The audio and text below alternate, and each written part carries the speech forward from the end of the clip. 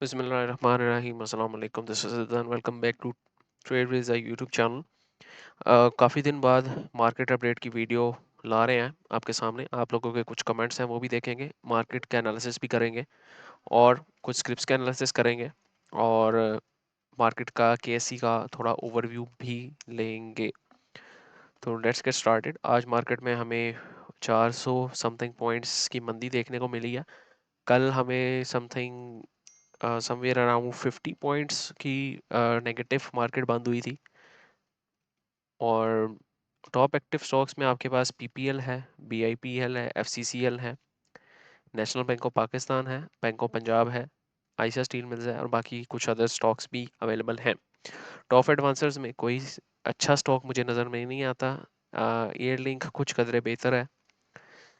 Top decliners में सारे सट्टे वाले स्टॉक्स हमें डिक्लाइन होते दिखे हैं। या सट्टे वाले स्टॉक्स हैं या इनमें बहुत कम वॉल्यूम लगता है, जिस तरह के बीटीएल हो गया, जीओसी हो गया, इस तरह के एआर पाक हो गया, इस तरह के स्टॉक्स आपको देखने को मिल रहे हैं। कुछ कमेंट्स हैं आप लोगों के, वो भी डिस्कस करते हैं। केएससी का भी ओवरव्यू लेते हैं। आज केएससी में जो टॉप कंट्रीब्यूटर्स रहे हैं वो लकी सीमेंट रहा है, एचबीएल रहा है, एमईबीएल रहा है, नेशनल बैंक ऑफ पाकिस्तान रहा है, एयरलिंक, पेंकल, फला, PKGP, FABL, Bestway cement company.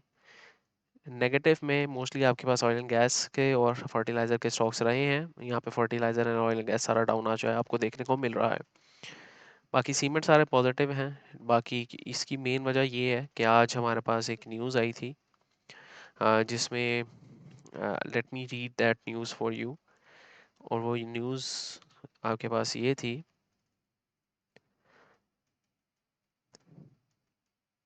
कि औरंगज़ेब साहब ने कहा है कि मैं समझता हूँ कि शरह सूद में जल्द कमी आएगी और IMF delegation is going to visit Pakistan next month. ये दो चीज़ें हैं जिसकी वजह से आपका सीमेंट सेक्टर परफॉर्म किया है आज। इसकी वजह बस यही है कि जब शरह सूद में कमी आती है तो आपके पास सिक्लिकल सेक्टर के स्टॉक्स पंप होते हैं। इसी तरह आपके पास आज सीमेंट भी पंप होता दिखा इस न्यूज़ की वजह से। मज़ीद आगे देखते हैं हम, कुछ आप लोगों की स्क्रिप्ट्स को देख लेते हैं और को केएससी का भी ओवरव्यू ले लेते हैं। अच्छा जी, केएससी हम जो रिजेक्शन एक्सपेक्ट कर रहे हैं केएससी में वो आना स्टार्ट हो चुकी हैं। केएससी के लिए लास्ट जो सपोर्ट लेवल है छोटे टाइम फ्रेम पे वो आपके पास 145 से 145 46 तक एक सपोर्ट लेवल है। यहाँ से अगर केएससी बाउंस नहीं करेगा तो आपके पास एक मेजर करेक्शन देखने को मिलेगी। तो ये आप ओवरव्यू अपने दिमाग में ये पॉइंट्स रख सकते हैं। रिलेटिव स्ट्रेंथ इंडेक्स अगर देखें तो आरएसआई भी आपके पास 1 आवर पे डाइवर्जेंस बना चुका है अच्छी खासी, और उसी वही प्ले होती है आपको दिख रही है। अगर तो 145 से 145 700 तक ये डाइवर्जेंस सिंक हो जाती है और यहाँ से सपोर्ट बना के दोबारा ऊपर चलती है तो आपके पास एक नया हाई देखने को मिलेगा। एल्स आपके पास एक मेजर करेक्शन भी देखने को मिल सकती है 141 से 142 तक की। तो दिस वाज द केसीज एनालिसिस। सलाम बॉस, मारी कहाँ तक जा सकता है आप लोगों की कुछ स्क्रिप्ट्स को भी देख लेते हैं। देखिए मारी, मुझे जहाँ तक लगता है इसने अभी रिसेंट ब्रेकआउट दिया है और आवरली पे देखते हैं। ये लेवल था इसका ब्रेकआउट का और अभी उसी को उस लेवल को रीटेस्ट कर रहा है। डेली पे अगर आप देखें ना, इसने एक कंसोलिडेशन बनाई हुई थी और उस कंसोलिडेशन को ब्रेकआउट दे चुका है तकरीबन। ये अभी उसी को रीटेस्ट कर रहा है। वॉल्यूम्स इतने कोई ख़ास नहीं है तो मैं समझता हूँ कि एक फेक ब्रेकआउट है, मुझे लगता है।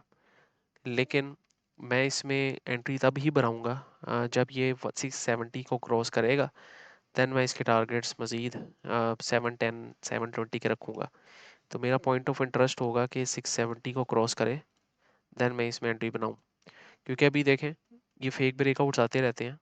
एक बड़ी सी कैंडल दिखा दी, वो भी न्यूज़ बेस्ड कैंडल थी। चूँकि रिजल्ट्स अच्छे आए थे, वॉल्यूम दिखा दिया इसमें और अगले 2 कैंडल्स में उसको डंप कर दिया। तो इसमें या तो एक अप्रोच ये आप रख सकते हैं कि यहाँ पर एक एक्यूमुलेशन बॉक्स क्रिएट हो जाए दोबारा, इस तरह का छोटा सा एक्यूमुलेशन बॉक्स अगर यहाँ पे आपको मिल जाए और ये साइडवेज हो जाए तो भी एक अच्छा पंप आपको देखने को इन फर्दर डेज मिल सकता है। मेरा पॉइंट ऑफ इंटरेस्ट 670 का होगा, इसको क्रॉस करेगा तो मैं इसमें एंट्री लूँगा। और यहाँ पर अक्सर असल में ये बुलिश पेनेंट पैटर्न भी अभी बना हुआ है और इसका भी हल्का सा आपको ब्रेकआउट एंड रीटेस्ट देखने को भी मिल रहा है। तो अगर तो कंफर्म थोड़ा सा एक तरह से जो सेफ ट्रेडर्स होते हैं वो 670 से ऊपर ब्रेकआउट का वेट करें, और जो बाकी रिस्की ट्रेडर्स हैं वो करंट मार्केट प्राइस पे भी एंटर हो सकते हैं। अस्सलाम वालेकुम सर, फिर डिविडेंड के लिए कौन सा स्टॉक सेलेक्ट करें? डिविडेंड के लिए आप वो स्टॉक सेलेक्ट कर सकते हैं जो एटलीस्ट आपको इन्फ्लेशन से प्रोटेक्ट करें, और जो आपका इन्फ्लेशन का रेट चल रहा है पाकिस्तान में उससे आपको 5-6 सालों की एवरेज निकालें आप, उससे आपको अच्छा return they. Good analysis, great fundamental analysis, brilliantly explain, thank you very much, first comment first view. अच्छा, थैंक्स इर्ता भाई, good briefing. Irza bhai, it is very good series of videos for educational purpose. Anyone can now learn how to analyze financial statements. जी, पर मकसद यही होता है कि आप लोगों को सिखाया जाए। हमारी की मैंने एक फाइनेंशियल स्टेटमेंट की वीडियो बनाई है, फौजी की बनाई है। आज मैंने पोल की भी फाइनेंशियल स्टेटमेंट की वीडियो बनाई है, तो वो भी आप देख सकते हैं। जज़ाकल्लाह इर्जा भाई, can you please analyze GCIL and Kohinoor energy? जी, हम देख लेते हैं। GCIL, अच्छा GCIL में मुझे पोटेंशियल लग रहा है देखते साथ ही। अभी आप देखें ना, GCIL ने अभी रिसेंट एक ब्रेकआउट दिया है इस लेवल का, और उसी लेवल को अभी रीटेस्ट कर रहा है। और रीटेस्टिंग के लिए ना सबसे ज़्यादा इंपॉर्टेंट होता है कि वो रीटेस्टिंग में वॉल्यूम्स कम लगे हों। अब यहाँ पे अगर देखें ना, रीटेस्टिंग में आपके पास वॉल्यूम बहुत कम लगे हुए हैं एज़ कम्पेयर टू ये ब्रेकआउट के वॉल्यूम्स देखें, और ये रीटेस्टिंग के वॉल्यूम्स देखें, बहुत कम लगे हैं। इसको आप करंट मार्केट प्राइस पे भी उठा सकते हैं। अगर आपको 22.5 से 24 के पास पास मिले तो एक अच्छी अपॉर्चुनिटी मजीद बन सकती है। हालांकि यहाँ पर एक एक बड़ी विक से इन्होंने माल उठा लिया हुआ है यहाँ पे स्मार्ट मनी ने। तो GCIL के जो इमीडिएट टारगेट्स हैं वो इसने वैसे, ये जो ऑल टाइम हाई बनाया हुआ था, मैं इसका ऑल टाइम हाई देख लूँ किधर है। अच्छा, ये जो ऑल टाइम हाई है इसके हो सकते हैं, और ये तकरीबन बनता है आपके पास 34 तक के। थोड़ा शॉर्टर पीरियड में देखें तो इसने kind of bullish flag pattern भी बनाया हुआ है, उसी तरह की कोई फॉर्मेशन दे रहा है। 1 आवर में देख लें अगर आप, तो एक तरह से बुलिश फ्लैग पैटर्न ही आपके पास बनता दिख रहा है कुछ इस तरह से। यहाँ पे अगर आप देखें, यहाँ पे बुल फ्लैग पैटर्न है। तो जो लोग सेफ एंट्री तलाश कर रहे होते हैं वो कोशिश करें कि इस लेवल के ब्रेकआउट पे 27.6 की क्लोजिंग पे इसे ऊपर क्लोज करें, 27.64 से ऊपर क्लोज करे तो इसमें एंट्री बनाएं। टारगेट्स आपके इस लेग के हो सकते हैं, तकरीबन ये लेग आपकी बनती है उतने ही जितने मैंने आपको मेंशन किया है, 33-34 तक की ये लेग बन सकती है आपकी। ये अच्छा लग रहा है मुझे बाय द वे। इसमें कंसोलिडेशन भी जब हुई है, इसमें वॉल्यूम्स बहुत कम लगे हैं, मतलब कि लोग बेचने में भी इंटरेस्टेड नहीं है। ये मज़ीद आपके पास एक रैली दे सकता है, इसको कंसिडर कर सकते हैं आप। स्टॉप लॉस जो होना चाहिए वो कम से कम 21.3 का होना चाहिए। बाकी आप लोग जितना रख सकते हैं वो आपकी अपनी पर्सनल प्रेफरेंस है।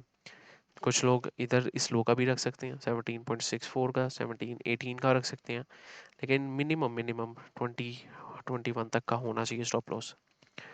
तो GCIL मुझे अच्छा लग रहा है, इसको अपनी वॉच लिस्ट में रख सकते हैं आप। कोहिनूर एनर्जी, कोहिनूर एनर्जी में मैं किसी को जो है सजेस्ट नहीं करता, और अभी भी ये अपने डाउन ट्रेंड में है। इसने कोई अच्छा खासा डाउन ट्रेंड दिया है। ये अपने ऑल टाइम जो इसका सपोर्ट लेवल है वहाँ से ये टेस्ट हो रहा है, और वहाँ से ये काफ़ी दफ़ा एक पंप भी दे चुका है। तो अगर आप थोड़े रिस्की ट्रेडर हैं, कोहिनूर एनर्जी को इस पॉइंट पे कंसिडर कर सकते हैं, लेकिन थोड़ा सा रिस्की हो जाएगा ये। मैं इस तरह की असल में सट्टे वाली स्क्रिप्ट्स में जाता नहीं हूँ, और ना मैं किसी को सजेस्ट करता हूँ। मैं बस एनालिसिस कर देता हूँ, आप लोग खुद ही इसको देख लीजिएगा अगर आप लोग इसमें जाना चाहते हैं तो। जो एक सेफ एंट्री बनती है आप लोग की, वो बनती है तकरीबन, कोशिश करें कि 23.84 से ऊपर क्लोज करें तो आप इसमें एंटर हो। क्लोजिंग होनी चाहिए विद गुड वॉल्यूम्स, तो आप इसमें एंटर हो सकते हैं। स्टॉप लॉस आपका 13.5 का रहेगा और टारगेट्स आप 30 प्लस के रख सकते हैं, और ये गैप भी बना हुआ है 30 से ऊपर। मैं सजेस्ट वैसे नहीं करूँगा, ये सट्टे वाली स्क्रिप्ट है। मजीद हमारे पास, can you please analyze NATF for technical entry for long term. NATF को भी हम एनालाइज कर लेते हैं। अच्छा जी, NATF एक क्लियर अप ट्रेंड में है और अभी इसने रिसेंटली अपने जो हाई बनाया हुआ था उसका भी ब्रेक ऑफ स्ट्रक्चर दिया है और अभी उसी को रीटेस्ट कर रहा है। यहाँ पे एक एंट्री, छोटी एंट्री प्लान कर सकते हैं वेरी मिनिमल अमाउंट के साथ। अगर मैं इसमें 1 मिनट इसको आर्ली में अगर मैं चेक कर लूँ, अच्छा, कहीं ना कहीं आपको ये 361 से 371 के पास पास मिले। मैं इस जोन को मार्क कर देता हूँ, 361 से 371 के पास पास मिले, आप इसमें एंटर हो सकते हैं। और जो आपका स्टॉप लॉस रहना चाहिए वो कम से कम 343 का रहना चाहिए, और जो टारगेट आप ले सकते हैं वो कम से कम आप 390 तक का टारगेट ले सकते हैं। लेकिन इसको थोड़ी सी रिजेक्शन देखने को मिलनी चाहिए हमें एज़ पर एनालिसिस, और KSE में भी चूंकि हमें रिजेक्शन देखने को मिल रही है तो इसमें थोड़ा सा हमें मुहतात रहने की ज़रूरत है। एक और चीज़ है कि यहाँ पर एक डाइवर्जेंस भी बन रही है, तो जो इस पर्टिकुलर सेटअप को थोड़ा सा रिस्की बना देगा, ये भी आप देख सकते हैं। यहाँ पर देखें, यहाँ पर आपके पास डाइवर्जेंस नहीं थी, लेकिन इस पर्टिकुलर पॉइंट पे आपके पास डाइवर्जेंस भी बन चुकी है। तो ये भी एक एंट्री प्लान बन सकता है बाय द वे। अच्छी स्क्रिप्ट है, good, nice, great, substantial depth cover stock, thank you very much. यही कुछ स्क्रिप्ट्स थी आप लोगों की। मैं अभी आज बाय द वे ये मैंने पोल पे वीडियो बनाई थी, ये भी आप देख लें इसके रिजल्ट्स कैसे थे। अब कुछ एक दो स्क्रिप्ट्स यहाँ से भी देख लेते हैं। लकी सीमेंट को देख लेते हैं और मिज़ान बैंक को देख लेते हैं। मिज़ान बैंक के आज रिजल्ट्स आए हैं, 7 रुपीज़ का डिविडेंड अनाउंस किया है इसने। अच्छा, मिज़ान बैंक में बिल्कुल भी एंट्री नहीं बनती, इसमें से देखें ना रिजेक्शन देखने को मिल रही है।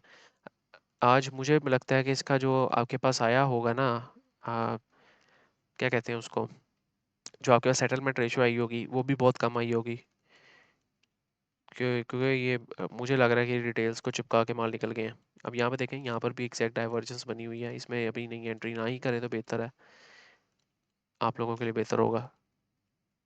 मिज़ान बैंक में नो एंट्री फॉर नाउ। मज़ीद अगर लकी सीमेंट को देख लेते हैं, बस यही लास्ट स्क्रिप्ट देखेंगे। अच्छा जी, लकी सीमेंट अगर आप देखें, इसने ये ब्रेकआउट दिया है और उसी को अभी रीटेस्ट भी कर रहा है एक तरह से। तो इसको ये है कि नई एंट्री ज़रूर देखें, लेकिन देखें 392 के ऊपर, 392 से ऊपर क्लोज करें, नई एंट्री बना सकते हैं। स्टॉप लॉस आपका रह सकता है 343 तक का स्टॉप लॉस रह सकता है, और टारगेट्स आपके 430 450 तक के हो सकते हैं। इसको आप कंसिडर कर सकते हैं। इसने ये ट्रायंगुलर पैटर्न भी काइंड ऑफ बना हुआ था, ये उसको भी ब्रेकआउट दे रहा है। तो यस, 392 के ऊपर ब्रेकआउट का वेट करें और देन इसमें आप एंट्री प्लान करें। पोटेंशियल तो लगता है स्क्रिप्ट में। RSI भी बुलिश है, वीकली में भी, मंथली में भी बुलिश है, और डेली में भी बुलिश है। तो this was my stance about lucky cement. तो उम्मीद करता हूँ आपको वीडियो पसंद आई होगी। वीडियो पसंद आई है तो मस्त लाइक शेयर सब्सक्राइब। दो फ्री ग्रुप्स हैं डिस्क्रिप्शन में हमारे पास, वो भी ज्वाइन कर सकते हैं आप। इसमें सिर्फ डिस्कशन होती है और लोग आपस में एक दूसरे से डिस्कस कर रहे होते हैं चीज़ें। फ्री फॉरेक्स ग्रुप है, वो भी डिस्क्रिप्शन में आपके पास लिंक मौजूद है। इसमें हम गोल्ड को ट्रेड कर रहे होते हैं और मेजर पेयर्स बाकी जो होते हैं उनको ट्रेड कर रहे होते हैं। तीसरा हमारे पास PSX प्रीमियम है, इसमें हम स्विंग कॉल्स देते हैं, इंट्राडे नहीं देते। यहाँ पे आपके पास फंडामेंटल एंड टेक्निकल एनालिसिस भी होता है। आपके पास यहाँ पे क्रिप्टो कॉल्स भी दी जाती हैं, फॉरेक्स भी दी जाती हैं, और भी बहुत कुछ मिलता है आपके पास। तो अगर आप PSX प्रीमियम को ज्वाइन करना चाहते हैं तो मुझे नंबर पे कांटेक्ट कर सकते हैं। मेरा नंबर है 403054300963। तो this was pretty much about today's video. Next time के लिए भाई को इजाज़त दीजिए, दुआओं में याद रखें, अपने इस चैनल का ख्याल रखें। अल्लाह हाफिज़।